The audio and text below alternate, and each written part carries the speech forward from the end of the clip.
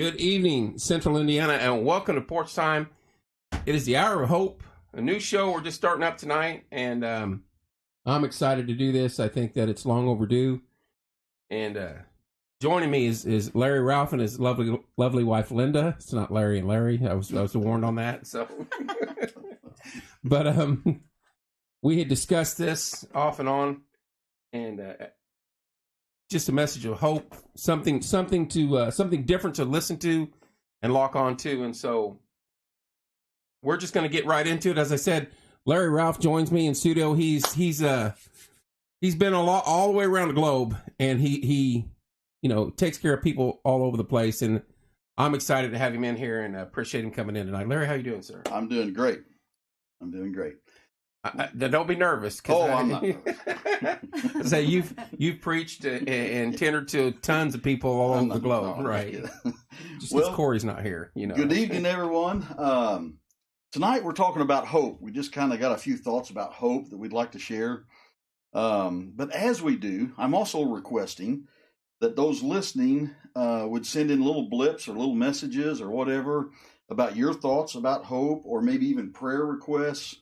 Words of encouragement to someone else that you might know, any past victories in your life. Those are the kind of things that I think are really good to share this time of year. The holidays, they can be pretty troubling, and grief and sadness and economic problems and family splits and hurt, disillusionment, just the world in general. But God, those two words, but God can change it all. And I'm just going to share a couple scriptures and just going to kind of throw some things out there tonight and just see what you all think. I know what I think. I know what I think anyway.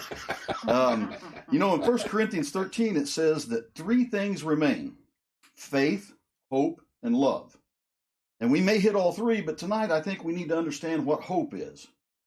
Mankind's hope is like, I wish I would hit the lottery, or I wish that girl would go out. I hope that girl goes out with me, or I hope, I hope I get that job. That's the way mankind's hope thinks. But, God's hope is, I expect. Like, there's an expectation, there's a reality. So God's hope is much different than man's hope. And man's hope is like, well, who knows? Maybe, oh my, oh me. But, God's hope is like certainty, surety. Yes, I know. It's a completely different dynamic that we've kind of, in the English language, we've messed a little bit with the word hope to where that it's more like a wish than it is a certainty. And, mankind's hope is like fear-based, the unknown, what's going on. But God's hope is like faith-based, a solid path, something you can hang on to. And, if you look around you right now, it can seem like there is no hope. If you look through God's lenses, there is absolutely hope and an expectation, a certainty. This Christmas, we should be sowing seeds of faith, hope, and love. That verse that I opened up with. And I think God's very clear about sowing and reaping. You plant corn, you're going to get corn. You plant beans, you're going to get beans. But if you plant despair, and you're probably going to get despair. But again, if you plant hope, God's kind of hope, that eternal hope, that big hope with the big H, then you get hope. Hope springs forward. On our mission trips that we've taken to Haiti and Costa Rica and several different places, the ones that have went on the trips with us, we constantly hear, like at our closing ceremonies, that I went to teach and I was taught. I went to heal and I was healed. I went to serve and I was served. I went to help and I helped. I went to whatever it seemed like someone went with the intentions of doing. That's what got thrown back at them during that mission trip. It's kind of cool because that's also sowing and reaping, because a lot of times they'll go with the intentions of sowing a particular thing or helping with a particular thing, and that's what they receive back, only full fold. You got anything to add to that? Well, that is true. I mean, on our mission trips, but that's even here. You can go to a third world country and minister and help a lot of people there, but you can also help a lot of people here. We have a lot of need right in your own community, and Larry and I have always encouraged that, as well as, if you ever do get an opportunity to go on a mission trip somewhere, absolutely take it. But there's so many opportunities right here in your own community, and the outreach, especially this time of year. I mean, obviously there are families out there that are in need of, obviously Christmas food, things like that. And like we're talking about hope, tonight. And fortunately, I think Morgan County is one of those counties that really have a lot of opportunities too. There's a lot of places out there willing to help, a lot of churches and a lot of individuals. And we've got a great community here in Martinsville. And I see them constantly on Facebook reaching out. They'll throw something out there that a family has, maybe had a house fire, or somebody's had a loss, or, and it just seems like the community really steps up to the plate there and does that and gives that hope, and right now that's a really, like Larry has shared, it's a big need right now, and with the holidays. One of the reasons why I thought this would be a good thing to do, I monitor our site a lot, and I try to keep track of positive, negative posts, and maybe not so much this week, but in the past month or so, it just seemed like there was no discussion, there wasn't any much positivity, and I'm as much fault as any of them on the site. But you either had an ad or you had a negative, and it was just ad, negative, ad, negative. And the only thing positive were shows coming from here. And I'm not saying that was like that every day. But the days that I looked at it, and I was like, man, what is the deal? I don't want this to be a, hey, we're going to come here to gripe and complain site, because that's not the intention of the site. Right. And I go to my other social media outlets, and I tune into very little news, and everything is negative. And it's negativity being stuffed down our throats. And that's why I was like, man, we got to do something. And I talked to Corey, and you were the first name we thought of, because some of the trips and things that you've done, I guarantee you left this county with a hope and a prayer many a times. Because if Larry can do that, hope with a big H, right, all the way to Haiti, and pull it off. I was like, just got to have him in here. And your words already are soothing to me, even just the very first scripture you read, because I get tired of the negativity, and I'm guilty. I'm guilty as the next person. It's hard. It's hard to keep focused. Yes, and all the admins on our page, we now monitor every post, and we debate back and forth: should we post that? Should we not? It's just another slap, and that gets tough, and it wears you down. So I didn't mean to interrupt. No, I'm glad you did. And there are some people that just kind of like feed on that negativity, and they really want that because that gives them an opportunity to banter back and forth and whatever, and they live on that. But even the ones that do that, there's something missing. There's that big H, hope, right? And and like I said, especially this time of year, man, Christmas, you can be in the middle of a crowd and be lonely. Yeah, absolutely. I mean, you can be in the middle of the biggest crowd ever and still be lonely. And loneliness, especially this time of year, it's a tough thing. We've ministered in Haiti all these years. We've worked in Costa Rica. Up until COVID hit, we used to put Christmas baskets together every year, a dozen to 24 Christmas baskets. Corey and Pam, we said they could listen to Larry talk for hours. Uh-oh. I agree. That's Mama Baker. Uh-oh, we got more messages coming in. Sorry, Larry. No, you're fine. Been given through the blood of Christ, our blessed hope. Good, you can give us sin, receive. Yes, that's true. Yeah, that's good true. Stuff. Mike and Lori. We we've always tried to put together a dozen to a couple dozen Christmas baskets and deliver to those in need. And we've always put together gloves and blankets. There's some places in Indy that we know very well that we've memorized where the homeless are living underneath bridges, Sure. and maybe in the highways and byways. Mm-hmm. And we've tried to reach out to them in the past.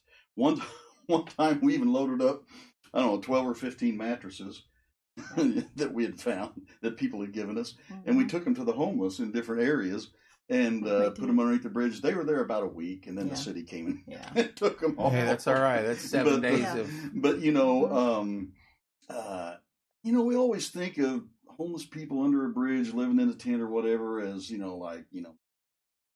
people are viewed as like second class citizens or something. But man, if you go there and you literally sit there and you hand them something and you listen to the stories, man, some of them have had some pretty awesome lives in the past, but circumstances, addiction, who knows why. I mean, it could have been anything. They ended up there. And that reminds me also, I in 1990, I was part of my family had sold a business. And in May of 1990, I was on the 24th floor of what was then the INB Tower, the Indiana National Bank. And we were settling things with the attorneys and all that. And I was looking around and I just looked at all the wealth and what it was on that 24th floor in those attorneys' offices. And then less than 24 hours later, I'm in Haiti. I had caught a plane. We were myself and my family were in Haiti. And the next morning after we woke up, there was an old gal that was outside of our gate that I'd known for years. I knew she wasn't doing well, but she passed away. So immediately, knock, knock, knock, knock on that metal gate, and they're calling for me. I had an old Isuzu pickup truck, a diesel pickup truck, and they wanted me to take her to the morgue. So I went in that house, and I picked up that old gal. Nothing left of her hardly but skin and bones, but she was a sweet old gal. And I carried her. They'd wrapped her in a sheet, and I carried her and put her in the back of that pickup truck. And we took her to the morgue. But as I was carrying her, I looked down and I thought, this is about rock bottom. This is about where, this is the end of the bottom, like from the bottom looking up. Right. And 24 hours earlier, I had been on the 24th floor of the INB Tower. That was about as high. Top of the chart, yeah. And the distance between the 24th floor and the bed of that Isuzu pickup truck, it's pretty irrelevant. It really is. So the only thing that matters is, I've heard about the dash in between the dates. You're living the dash between when you're born and when you die. Just the only thing that matters is that dash. Well, between the 24th floor and the back of an Isuzu pickup, it's the same for all of us. It really doesn't change. Wow. So we need to be looking for that hope, springs eternal, that hope that is beyond the grave, that hope that is sure. So it's I don't know, I just, as I was thinking about tonight, I just thought of several different things. A couple of them I'm going to share as the night goes on here really, really quick. But you're doing fine. It's like I said, your message is soothing to me because we talk weather and sports and music in here, and this is and not that that's bad because I love it. Yeah. But I've always wanted this, at least a section of the show, to have something like this. Our ministry here, what we do here, as well as what we do in Haiti, it's also based on another verse, which is like James 1:27. And it says, religion that God our Father accepts as pure and faultless is this, that you look after the orphans and the widows in the midst of their distress and keep yourself unspotted or unpolluted from the world. It seems like a lot of people, a lot of Christians, they're pretty good maybe at keeping themselves unpolluted from the world, but maybe they don't really do what they should with widows and orphans in the midst of their distress. Or there may be some that do what they should with regards to widows and orphans in the midst of their distress, but man, they're living a pretty ragged, unfruitful life that maybe doesn't have the best testimony. So I can attest to some of that, I'm sure. So, you want to have the best Christmas ever? I mean, start pursuing that verse. you push that verse ahead of you in your life. And, and this is not like freaky religious, whatever. This is a judgment-free zone. Right. Tonight, right here, Right. and wherever you're at out there, this is a judgment-free zone. There is no judgment. There is only hope, love, peace, concern. And as we get into these prayer requests, that's the way they'll be prayed over too, just with no judgment. But that verse, that religion that God our Father accepts as pure and faultless, that you visit the widows and orphans in the midst of their distress. Man, you go outside the door, you go outside the four walls of your home or your church or wherever you're at, your business, and you start living that verse. I promise you, there will be no loneliness. There will still be grieving, but it takes the sting away from everything when you start ministering to other people on that level. I promise that you'll have an eternal hope that is beyond anything that you can get. It doesn't have to be money. It's not just money. It can be anything. It can be love. It can be acceptance. It can be a kind word. It can be a toy to a kid at Christmas. You can bake a pie and take it to a neighbor. There's just so many. You can visit a neighbor, volunteer somewhere. With all the fundraisers and things that we do, some of our, and I'm not, like I said, judgment free. Some of our best givers barely have a pot to give from. Absolutely. And that is the God's truth. And I'm just like, Evan, I've lived that my whole life. I've seen it. Right. Yeah. I mean, I've seen it. You can't. When I say judgment free, I mean it's like rich, poor, big, little, black, white, man, woman, child. But absolutely some of the biggest givers I've ever known, as far as like percentages of what they do and their outreach. And I'm not necessarily talking money. Yeah, but items that I know for a fact during fundraisers that we've had over here. There's been individuals. There's been individuals that have come over and taken things from their home. Yeah. That they may need or they may not need. Right. But they've given them to us. Right. Hey, sell this, get what you can out of it, and make sure they get the money. Yeah. And that's just. I go back to the toy drive. I haven't done that for a couple of years because Church and Mission does a wonderful job with it. Yeah. Right. And now everybody can funnel it there. But this year, I've had at least 10 to 12 requests from people. Hey, are you doing the toy drive again this year? And I'm like, no, I haven't for a few years. So I know there's a lot of people hurting. Yes. Oh, A lot. What you just described is also in the Word when it talks about a widow's mite. There was the widow that didn't have hardly anything, but she gave what she had. Yeah. And, Christ said, basically, that widow's mite is bigger than anything that the rich could have ever done because she gave it all. Right. And maybe she had the expectation that it would be replaced, but irregardless, she knew that she had the faith and the hope, the eternal hope, that it would go, that, she would be okay and she would go on. Folks, if you want to type in prayer request, no questions asked, or question for Larry or Linda, please feel free, make comments, make statements. We want this to be as much interaction as possible. I didn't mean to cut you off, Larry. No, not at all. Just trying to educate. Best Christmas ever, you start acting out James 1:27.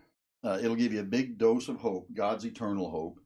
And here's the other thing. God will give to you what he can get through you.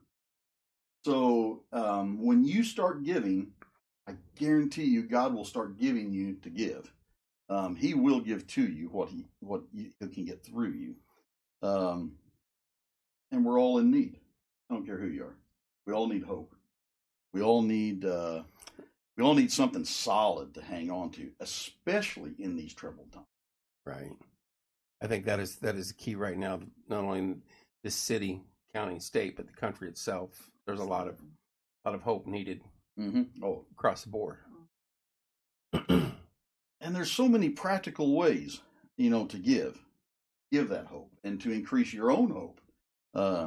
Some are physical, some are spiritual, some are financial. But there's a lot of ways to reach out, and I will have to back up what Linda said a while ago. This community, and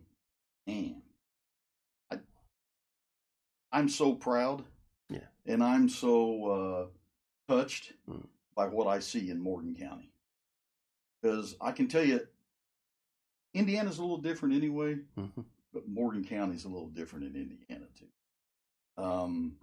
It is one of the donut counties, and I know that I just watched the things that this county does, especially Morgan, but that this county does around the state, and watching out for one another. And I really would challenge everyone to continue on that path. We've got our first prayer request, and it is from Mike Minty. Prayers for Gail Minty, my mom. She's got COVID. And then Brent. I love these two great people. You were so right during these. Love you too, Brett. Yeah. COVID has been a huge situation for a lot of people. We know quite a few people that friends of ours and lost in the last year. You guys have been through it a couple times, I think. Yeah, it's been unbelievable. So it's been really, that's been a really tough thing, and obviously it looks like, you know, so many kids popping up now. But regarding that, I mean, people who have lost loved ones, people who have lost their spouses and their moms and their dads and sisters, it's a tough thing to go through. And there again, speaking on that note of hope, I mean, there's a lot of hurt out there because, you know, a lot of dismay. They don't understand, why did this happen to, you know, why did it have to happen like this? You know, why, you know, so there's a lot of questions out there, and that's what we're talking about, this hope, you know, you got to have it. You've got to have that ultimate hope. I mean, the churches and the pastors and people can be there for you, pray with you, and as we would, but your ultimate, I mean, that, you know, yes, COVID is.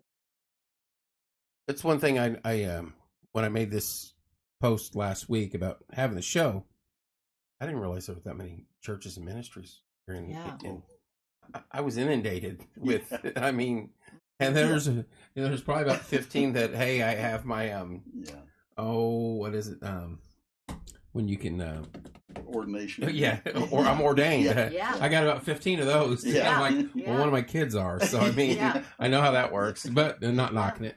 But I didn't realize there were that many ministries and churches in the area, just all over the place. See, Jeremy said all about helping each other in time of need. It really is. It is. That's a good word. And it's helping in so many ways. It doesn't have to be materials. It doesn't have to be money. Just be there.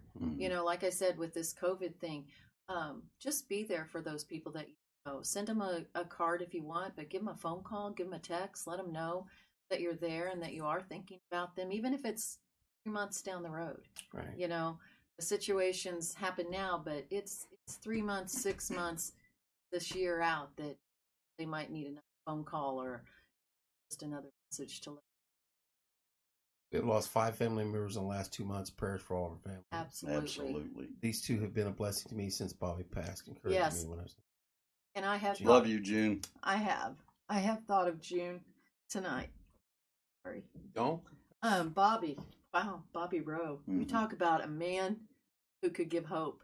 I mean, his testimony, his walk, just a great man, and he left so many people with so many great memories, and just he could give you hope, no doubt about it. Yeah, I'm hardly ever at an auction that I'm not looking around to see where Bobby's at. Bus is at, right? Yeah. Yes. Because when he was bidding, I'd back off. Right. Yes. I guarantee if I had a garage sale and it started at 7, Bus would be there at 6:30 knocking on my door. Hey, let me go through real quick and then I can get out of your hair. Yeah. He's a good man. Yes. You know, last night, it's a little weird because my life has had so many events and so many times that God's blessed me and increased my faith and hope. You know, a couple things came to my mind last night that have happened in Haiti over the years, and then there's like thousands and thousands and thousands. But these two, for some reason, stuck in my mind last night. And it's a little bit crazy because it is really kind of about the poorest of the poor, these two scenarios. But in Haiti, there's a town called Cabaret, which is just north of Port-au-Prince. And we would land, we'd get in the vehicle, we'd go there. And every day except Sunday morning at Cabaret, at the market at Cabaret, there's an old blind man that his grandson brought him out, set him on the side of the road, and he would weave these great big piles of sisal into rope. And he was blind, so he would start weaving the rope, and then he would put the rope between his two toes, his big toe and the next toe, and he would hold it tight, and he would use his toes to weave that rope. And of course, here he was blind, and he'd get the fibers, and he would weave that rope. And he had piles and piles of rope by the end of the day that he would sit there. And every time I passed, I would stop there. And he got to where he knew my voice. Of course, he couldn't see me. He didn't know whether I was white or black or American or Asian or whatever. But anyway, he knew my voice, and he'd say, "Hello, Pastor." And I'd say, "Hey, how you doing?" And I would buy some of that rope. I'd buy a pile of that rope every time, and I'd throw it in the back of the car. And I remember specifically one time, a couple of the Haitians that ride with us all the time, they traveled with us back and forth, just kind of to make sure everything's okay, or if I had a flat tire, which was often, they'd help us. They'd help us with the flat tires.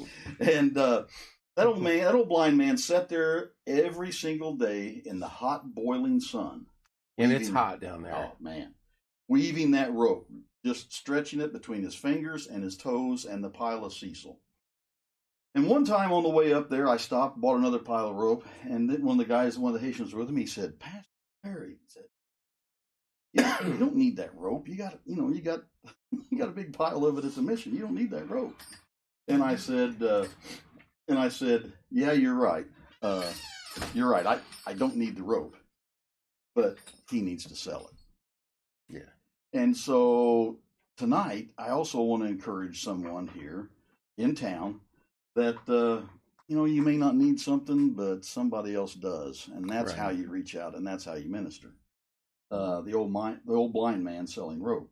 Another time at La Pointe, which is on Haiti's, kind of like shaped like a backward C, and on the north coast, there's a little town called La Pointe, or the Point. It's in between St. Louis du Nord and Port-au-Paix. And there's a grandmother that was on the beach, and every day she would be taking big rocks and beating them into small rocks, into gravel.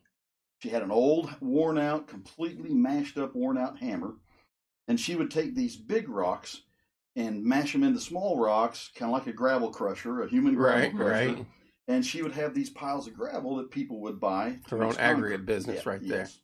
So once I found her, I always went to her to buy rocks. Now it cost a little more. Mm-hmm. And the transport from there back to our mission, I had to pay for the gas. But, I bought her. She literally, over a, 20, 30-year period, had mashed some of the ends of her fingers off, man, beating these rocks into small rocks. And that's how she made her living. And her grandchildren would go find the big rocks and bring to her, and she would sit there on the beach all day long under a coconut tree, smashing big rocks into little rocks. She made gravel. So by hand. Yeah. By hand. So I bought hers. And there are people here in Martinsville tonight that are doing their best, man. There are people here in Martinsville that are doing the best. They're trying. They may not be weaving rope, and they may not be smashing rocks into gravel, right, but they're doing their best. Mm-hmm. And they press on. You know who they are. Some of you maybe even have thought of someone here in town tonight that are doing their best and they're still struggling. Right. When they're doing their best and they're still struggling, man, that's the first call you better make tomorrow morning. Yeah. And maybe even tonight. If they're doing their best and they're still struggling, and they've been placed on your heart or your mind, you're the one. Yeah. You're the one that needs to make that call. You want hope? You want real hope? You want eternal hope? You want big hope? You want the best Christmas ever? Reach out to those people here in this town. So they're here. You can go a mile any direction you want. And the needs are unbelievable. Yeah, and children, teens, families, call them, give to them, encourage, listen, visit, and pray. That's where hope increases, because what you have done, you have increased their hope. You've planted those seeds in the ground of hope, and that hope, those seeds, they do spring up, and then they start blessing them and you and those around.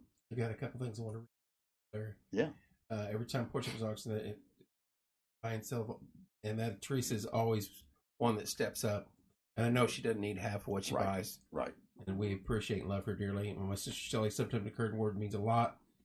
That is 100%, and then great testimony. And I was going to say, all of us know or have parents or grandparents or kin or something that we fight with 364 days out of the year. Yeah. We'll make that one day this week sometime be the different one where you reach out with a phone call or an elderly neighbor. And I always try to say that in the winter, hey, check on your elderly neighbors. In the summertime, a lot of times they can get out and walk about maybe. But during the winter, they don't. And to me, that thought of loneliness, and you hit that earlier, maybe a widow, sitting at home watching the sand go through the hourglass. That's all they're doing. And you never know that one word. You could walk over, knock on her door and say, hey, I'm going to get coffee. Do you drink coffee, or do you drink tea, or do you what? Let me get it for you today, and I'll bring it back. Linda and I drove by one on the way here that we know very well. And she's not on Facebook, so I'm not scared of embarrassing her, and she knows me very well. We've had a 35-year friendship. We drove by one on the way here that we drove by the house to come here, and windows were all open, the TV was on, and Linda and I both are thinking, we know this gal. We know when her husband passed. We know that she's alone. We know that she has no children. We know. And I know that some of you know others that you can reach out to. And that will increase hope in your life and give them, just sometimes all people need is a shred, man. Yep. To get them through the rough times. Yep. One-time word. And the holidays. Speaking of this gal that we know, many of you probably know who we're speaking of. The community, there again, has reached out, and the church, and we have, phone calls all day, and letting us know that something, and that's really important for people to know who are alone. I think with churches, it's really important if they've got someone there that can be there if somebody needs. I know with COVID and stuff, we can't go and visit as much as we'd like to, or got to be a little more careful and cautious with that. But especially right now with the holidays and COVID, and people have lost loved ones, if you can visit them, or you can tap on a door and say hello, see how they're doing, see if they need, a gallon of milk from the gas station or something, or a ride here or there. But it is really, really important, and especially widows. I mean, it's a tough spot to be in, and but these families, these single moms and dads that are out there and struggling to make ends meet and do this and that, if you are aware of them, or you become aware of them, certainly do whatever you can, whether it's sit down and talk to them on the porch, outside for encouragement. Really, really goes so far. So it says you can't outgive God, and JB says we all need this reminder. I don't know when it happened or exactly how it happened, but years ago, somehow we relegated Christ's body, us Christians, from whatever stripe of church. Somehow we relegated our responsibilities to the government. And now there's so many people that think, well, there's government assistance, they'll take care of it. When's the last time you had a government official go to someone's home and give them a kind word? Right. When's the last time someone called them from the government? If they, Reagan said, the worst words on the planet where I'm here from the government and I'm here to help. Right. So, but in reality, I mean, it's our responsibility. And the minute you accept that responsibility and you act on it, your life changes. Man, it changes. I know mine did. And here in Morgan County, there's so many ministries that I know are valid and that are working and they're doing the right thing. And I admire them all and what they've done and what they're doing. How long have you been ministering? My first trip into Haiti was 37 years ago. And we've, over the years, planted 12 churches, 10 schools, and got 2,000 kids. We are really, we've kind of honed it down to where we're only responsible for the finances of a few of those schools and teach. And honestly, we trained enough people that they've kind of taken hold of it and ran with it on their own. And I can't say they don't need our help. Man, it's awesome to see when they take root and they move on. Well, I remember last time you were in studio with us, if you recall this, you called your buddy down there, and you're like, he'll be on his moped. And he answered. The guy answered in Haiti, and he was on his moped. Was that fun? Yeah, it was fun. And I think one of them friended me and Corey on Facebook. Oh, I'm sure it was fun. So, and it was fun. Yeah. And I'm like, it's 2 a.m. and I'm half asleep, and I look and I get this request from somebody, and I'm like, I don't have any clue who this guy is, Yeah. And I messaged Corey the next day. He's like, "Oh, that's the guy from Haiti." I'm like, "Oh, you kidding me?" Yeah. Teresa, I worked as a nurse for many years. The worst disease I witnessed in the elderly is loneliness. Yeah. Oh, absolutely. Yeah. Absolutely. And I don't care. And I'm not preaching. I'm not a minister, but I always feel. I thank God that I got to talk to my mom and dad right before they went. Yeah.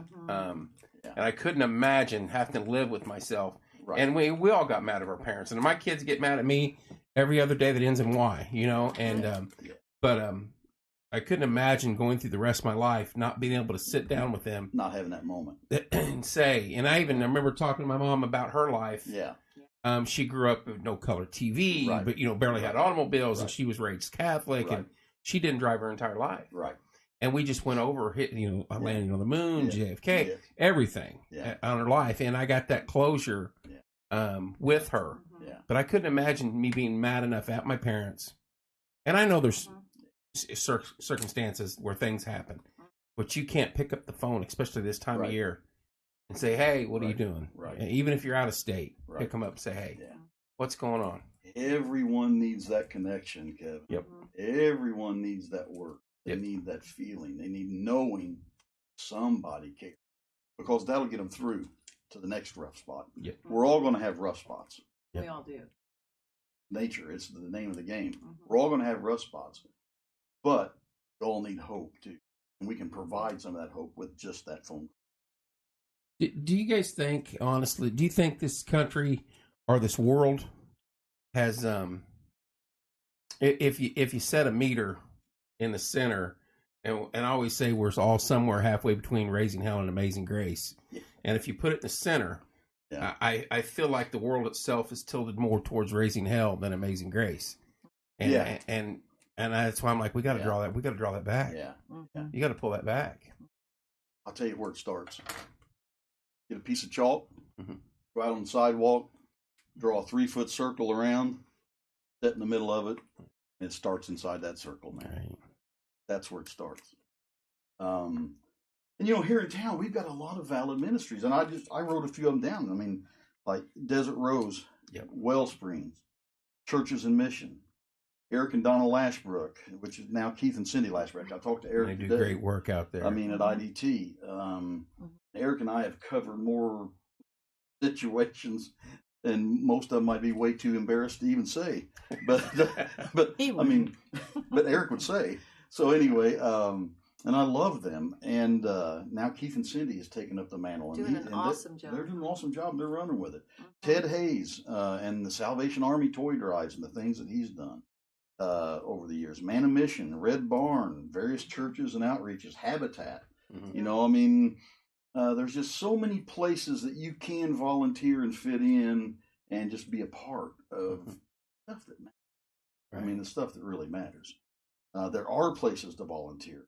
and there are places in need. I mean, you can give hope. You can plant those seeds of hope. And then when you do, that hope will spring eternal, and you'll gain even more. You got anything to say about? Well, and also, I mean, we're talking about giving hope and sharing messages, even with our youth. You know, in the high schools, in the middle schools, in the elementary, there's a lot of need for hope there. 100%. A lot of kids are under an awful lot of pressure. Yeah.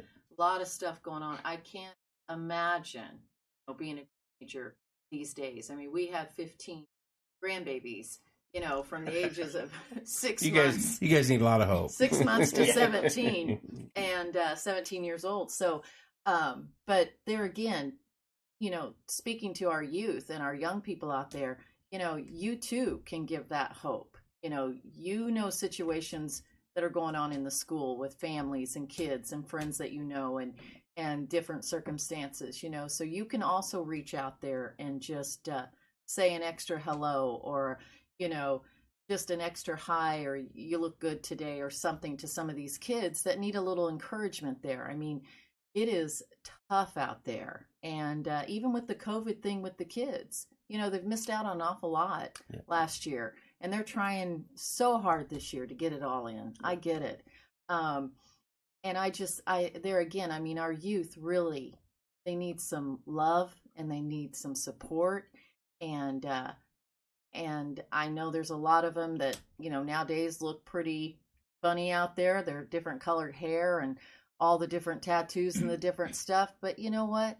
They're the same person. Just expression is all it is. Absolutely. Yeah, absolutely. And just doesn't matter, you know, and just reach out, you know, the youth group, reach out, you know, and just give a kind word at school and encouragement to some of these kids. Like Linda said, we have 6 children, their spouses, 15 grandchildren, and 6 goats. So, you know, we're never lonely. Anytime and Who's the most needy? Is it the goats? Oh, I guarantee it. Beyond. Yeah. Beyond. It's every morning they're crying for her at the fence. Now, you don't have the goats that you yell at and they fall over, do you? We got one. We got a fainter. I got to come see We got that. a fainter. Yeah. I got That's to come my see mom. that. Yeah. That is hilarious. Yeah, I mean, we got one fainter. do they faint? Is that what it is? She'll Oh, faint. it's- Yeah, if you get up close enough and you scare her If enough, it hits she's her gonna go wrong, down. she's down and her legs are shaking. And Oh, I know. yeah. And the problem is, we got a couple of grandkids that like to see that. Well, So- They'll do their best to try and So get her to they'll- go down. Yeah. I say all now, but I want to see it too. Let's not. I have a real quick story off the page here with goats. When we was kids, and there was only 4 of us at home at the time, we moved to Corpus Christi, Texas. And the first house we moved into was an old adobe Indian house, and it had its sister's house right next to us. Long story short, hurricane come through later on, and we had to relocate after. It held up, but we couldn't stay there any longer. But behind that house was a farmer that had 6 million goats. And I was just a little boy. I wasn't even in kindergarten yet. But me and Timmy, my younger brother, Raleigh and Shelley, not Timmy, not Trent here, but cameraman Trent, who's in studio with us. Timmy, my younger brother, Officer Coriolis, everybody knows him, would play outside, and Raleigh and Shelley were in school already. And 2 occasions, that herd of goats got out. And I can remember screaming and running. Maddie, we love goats. Thanks, That's Maddie. my granddaughter. Yeah, I can run it. I remember running. And, but I mean, we didn't have goats where I lived right there. We had a dog. Bloody murder into the house and slamming the door on both occasions. And so I'm a little iffy still at 54 on goats. Yeah. I mean, I'm not paranoid of them, but I'm like, where's the herd at? Because I mean, that as a kid, and you hear the ground shaking, and because they got through the fence, and they're like, we're out, you know. Yeah. And then things went everywhere, and they took police. Linda is the goat whisperer. Oh, is she? Yeah, and she would probably have kissed every one of those goats on the way out. Austin, love you guys, Larry's man. Love you too, Austin. She'd have kissed them all, huh? Yeah. It's sickening. Yeah. I should be the only old goat she's kissed. Right? There we go. Austin's a great guy. Austin, yes, you're he awesome. Is. Yes, he is. Yes. His music ministers to so many people. I mean, he's got a huge heart, and another just really great guy here. Great guy. Well, I did see one prayer request from Mike Minty and his mom who's Yes. got COVID. Okay. If anybody else wants to drop one real quick, we got about 14 minutes. That goat about broke my hand in January. Yes. Yes. Oh.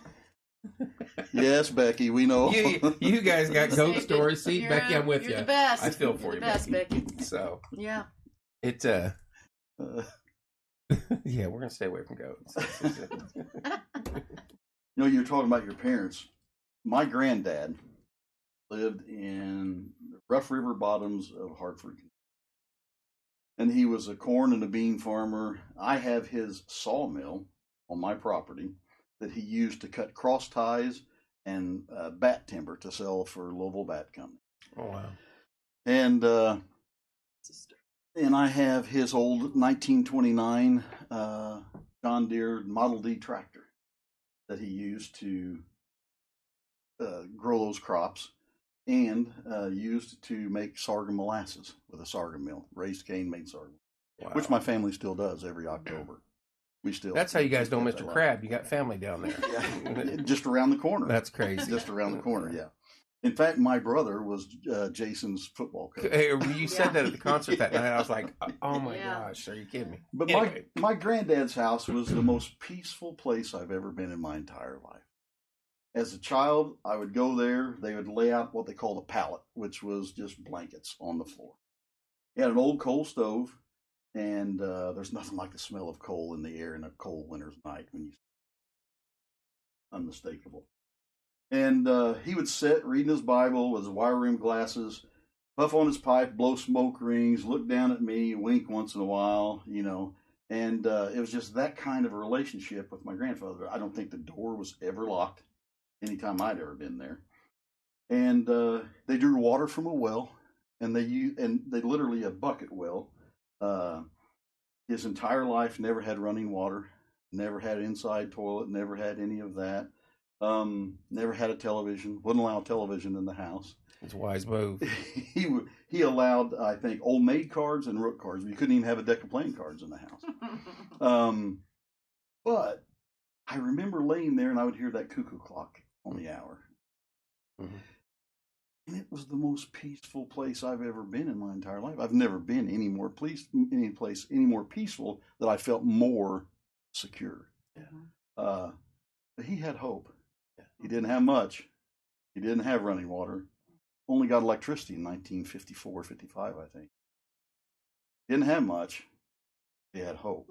He had eternal hope. He had big H hope. And that's all that matters in life, really. Because, like I told you earlier, from 24th floor of the I&B Tower, bed of an Isuzu pickup truck. There's not really any difference in that. No. Mike, this community has given the Myers family so much hope over the last few years. We've experienced God through so many great people in this town. Thank you, Larry, for all you. God bless you. Yeah, that. Mike you and are Twyla. both. You and Twyla both amazing. give so much hope. Yeah. Mike and I graduated together. Yes. Really? Good people, yeah. Very good people. Yeah, they're sweethearts. Yes. Washington from Kentucky, Kathy Ross. Yeah. And then, of course, also my buddy Casey Payton is back in ICU after his work. There's another prayer request. Oh, we got another. My dad was a preacher. He was my spiritual guy at the Life Ministry. Our legacy left children. Absolutely. Mm-hmm. Absolutely. Yeah, it doesn't matter. You don't have to be wealthy. No. You don't have to be. No. You don't have to be poor either. No. No, you don't. You can be somewhere in between. Yeah, and it's okay. Yeah. Nothing wrong with money. There's nothing wrong with making money. There's nothing wrong with working. In fact, the Bible says that you should work. It says that those that are stealing shouldn't steal anymore. They should work so that they have money to give to the poor. So there's principles involved, and when you live by those principles and you pursue those principles, and and that verse I opened up with says, "And now abides faith, hope, and love, and the greatest of these is love." Man, those three words, they're almost interchangeable because they're all attached to each other in one way or another. Alan Jackson sings it well. Yes, he does. Yeah, a beautiful song. We don't even. I don't know if we have time, but we don't. We got 9 minutes. We do not have time. We have 9 minutes. There is no set. I mean, 8 is a gift. Linda has an Alan Jackson great musician. Uh oh. Let's hear it. Oh, honey, go ahead. We got time. We were in Tampa, Florida, and then we'll pray. Yeah, we were in Tampa, Florida, and we were in a hotel, and there was this big bus pulled up, and of course, Linda's Blake Shelton fan. The voice, right? The voice, Blake Shelton. Yeah. So we were down at this Hampton Inn. We went down, ate breakfast, and they were talking about this country star that was out there. Blake Shelton was in the parking lot. Oh, wow. They were convinced. Yeah, and so, for that day, she went out there and she was looking around that bus trying to figure out how she could meet Blake Shelton and, blah, blah, blah. Maybe this needs to be confession more. Then we go back in. We eat breakfast, and all of a sudden, the bus pulled away, right? Yeah, well, I had just gotten some new cowboy boots for Christmas when we were in Florida with the family.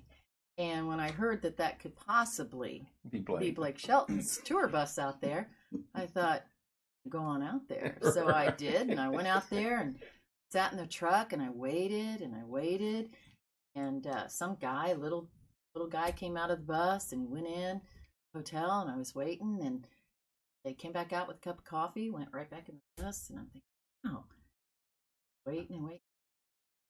Nothing ever happened, and nothing happened, and so I went back upstairs, and I said, this is like hours of waiting. She was on a stakeout. Yeah. So finally I went back up, and make a long story short, that bus had left. Next morning, there it was again in the parking lot. We were second night in the hotel. I'm on it. I'm going to make it happen. So when I saw that guy come out of that bus again, I went up to him.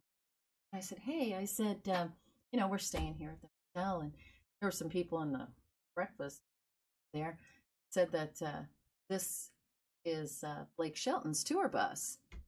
And he goes, no, this isn't Blake Shelton's. It's Alan Jackson. And I said, oh, okay. Well, thank you. He was and inviting I walked her. Away. He was inviting her in to meet Alan Jackson, and I didn't know who and he Alan was Jackson at the could have time. signed her boots.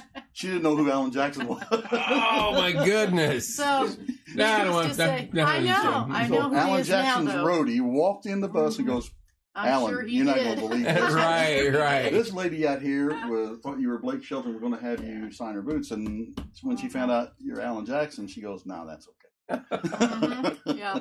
Oops. Yeah. So that's the Alan Jackson story. That's a good story, though. Yeah. That's at the time, it was really good. Yeah. She came upstairs and she said, some guy named Alan Jackson. I did. And I go, you gotta be right. kidding. Did you shake his hand? What? You know how many awards he's got? Yeah. I love Alan Jackson. Yeah. Real quick before we go any further, we're still selling these from the Bobby Helms Jingle Bell Rock Music Spectacular. $5 a piece. I have plenty of these left over. All these proceeds go back to the group to help for next year's event. This is the only way we're even raising money outside of donations or whatever. But plenty of these left, and it's a cool little ornament. It says on there, the Bobby Helms Jingle Bell Rock Music Spectacular, first annual 2021. I don't know if you can see it, but it's a tree, and it's got the date. So if anybody wants any of these, just message me later or text me or something, and I'll have them here in studio. I know I got to give a couple to Larry and Linda, and I think Trent's going to buy like 7. So, but anyway, I think this we'll keep growing this and see where it goes. It's one of them things where I have a buddy, and I'm going to get him in here one of these nights. He's a biker preacher. And he's about 6'5", and he's walked the walk, and he's talked the talk. Right. And he wears a ring on his pinky. And the story he tells is that when he gave his life to God, he put that ring on his finger. Yeah. And he said, and there's more to it, because this guy's been on both sides of it. Yeah. And he is a big man. I worked with him for 10 years, and you talk about the kindest man ever. He pastored sometimes out at that biker church in Ellettsville. Oh yeah. Mm-hmm. And Unchained Gang, I think he's called. And then he does the prisons and all that. Yes. But he's a big, intimidating man, and I can't wait to get him in here one night. That'd be awesome. That'll be great. But that was 2 years ago. I said something to him about it. Mm-hmm. So this has been on my heart and my mind for a long time, and I always tell the stories of how we get events. They always say 6 seconds of separation or 6 degrees or whatever. Right. I didn't know you from anybody, and you didn't know me, but Corey knew you. Yes. And so I always want to know why things happen and intersect. Yeah. And now you're in here ministering to myself and the rest of the folks. Well, Ruth Oaks is. Sure. Yes. The guy you're talking about, I know, knew. Can't keep up with here. I'm trying, JB. Knew Russ Cockram. Probably, yes. Ruth Oaks is Russ Cockram's sister, and Russ Cockram was one of my best friends on the planet. I do. Another guy we lost this. Yeah, another one we've lost. In fact, it's been a year. It was a year ago this week. And he's done a lot here. He did a lot in this community. Yes. And I fished with Russ. I hunted with Russ. I was an elder in his church. He there are those that you just can't believe they're gone. Right? Mm-hmm. Cool thing about it is, I know where his hope was. Yes. And I know that he had hope, and he spread a lot of hope, and he planted a lot of seeds of hope. And tonight, again, just as we close out before we pray or whatever, I want to encourage everyone. Yeah, I know he did. I want to encourage everyone to plant those seeds. Make that phone call. Don't let tomorrow go by without making that phone call. You won't regret it. And you will end up having the best Christmas of your entire life because you will have done something to change their life. And that always comes back on you 1,000-fold. I believe that. So, give us a prayer, Pastor, and then I'll say a few closing remarks, and we'll get out of here. I'm going to pray. Father, we just come before you, and we want to tell you that we love and praise and glorify your name. And I thank you that you are exactly who you said you were nearly 2,000 years ago. And I thank you the way you work in our lives, the way you intervene in every situation. And Lord, for the one that was in the car wreck tonight, and for the one that has COVID, and for any other prayer requests out there, Father, I just ask that you would be in the midst of them right now. I ask that in the hospital rooms or in the bedrooms, that you would settle in like a warm, fuzzy blanket on them. And I just ask that your spirit would touch them. And Lord, we plead love and healing and mercy and grace over their lives. And Father, I thank you for every single person in Martinsville, Indiana. And Lord, I just ask that you would give each one of us the courage to make that phone call tomorrow. Lord, I just ask that you would allow us and the hearts would be receptive, and that people would make contact, and that there would be hope arise this Christmas season in Morgan County, in Martinsville, Indiana. And Father, I thank you for this town. I thank you for the ones here that are dedicated to you. And I just speak the biggest blessing of all over this town. In Jesus' name. Amen. Amen. Man, your voice is just, it goes right through me. And I appreciate it in a good way. So we got one down. One down. Yeah. We know what direction we're going, I feel. And had quite a few people on and engaging with us, which is pretty cool. And I appreciate you guys. That's exactly what we wanted, what I needed to hear. And I think so many also on the night needed to hear that. And just thank the world of you people. And thank you, JB. God bless you. I think it's a blessing to know you guys and be a part of you guys, because you've touched hearts and minds across the globe. And I'm honored to have you. Porch time's a blessing. Yes. There's so much that you have done, still yet to do. This is a ministry. Yeah. In its way, this is a ministry. Yeah. Man, don't ever discount that fact. Thank you. Never looked at it that way. Yeah, it is. Absolutely. I need to quit drinking on air then. Well, maybe I need to start. Right. Oh, there's a lot there of you good go. people. Amen. God bless. Thank you, Mike. God bless you. Prayers to your mom. Thank you, Karen. Thank you, Wendy. Guys, thank you so much. It's a wrap. Appreciate you guys. Love you guys so much. Thank you for tuning in tonight. Next Thursday, we'll be back at 7 o'clock again with the show. There may actually be porch time this weekend where we're going to start that back up where I have people coming in. I got a lot of people requesting to come online. So don't forget about the Christmas ornaments. Love it, Hope. Larry, love it. There you go. There's CB. Love you too, Corey. Guys, have a wonderful evening. Love you guys, and we'll see you soon.